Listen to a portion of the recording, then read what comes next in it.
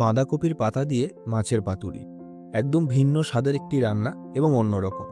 আমরা কাতলা মাছের 3টে এইভাবে পিস নিয়ে নিয়েছি। এর সঙ্গে বাঁধাকপির কিছু ছোট ছোট পাতা নিয়েছি। খুব বড় পাতা দেবেন না, তাহলে কিন্তু খুব বেশি টেস্ট আসে না।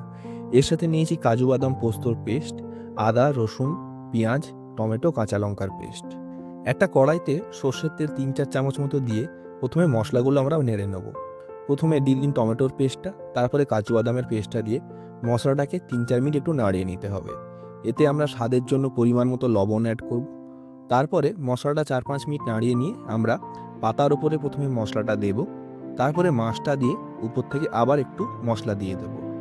এবারে আমরা এতে অ্যাড করব কয়েক ফোঁটা সর্ষের তেল এবং একটা করে কাঁচা লঙ্কা। উপর থেকে আরও একটা বাঁধাকপির পাতা দিয়ে এটাকে ভালো করে সুতো দিয়ে বেঁধে নিতে হবে। এইভাবে আমরা 3টে মাছের ক্ষেত্রেই একই পদ্ধতিতে মাছগুলোকে মশলা মাখিয়ে উপর থেকে সর্ষের তেল আর কাঁচা লঙ্কা দিয়ে তার উপরে বাঁধাকপির পাতা দিয়ে ভালো করে মুড়িয়ে সুতো দিয়ে বেঁধে নেব।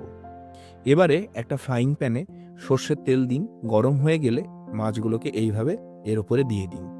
মনে রাখবেন, এই রান্নার ক্ষেত্রে কিন্তু পাতাটা একটু কালো কালো হয়ে যাবে, একটু পোড়া পোড়া, তবে ভয় পাওয়ার কিছু নেই। তবেই কিন্তু টেস্টটা ভালোভাবে আসবে আর মশলাটাও ভালোভাবে কুক হবে।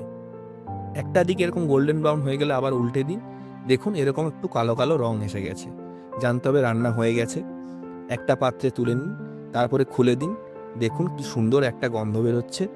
এই রান্নাটা গরম ভাত, গরম পোলাও যাই দিয়েই খান দারুণ লাগবে। একদম ভিন্ন স্বাদের একটা রেসিপি। বাড়িতে অবশ্যই এই সময় শীতকালে ট্রাই করে দেখুন। আশা করি প্রত্যেকের স্বাদ বদল হবে।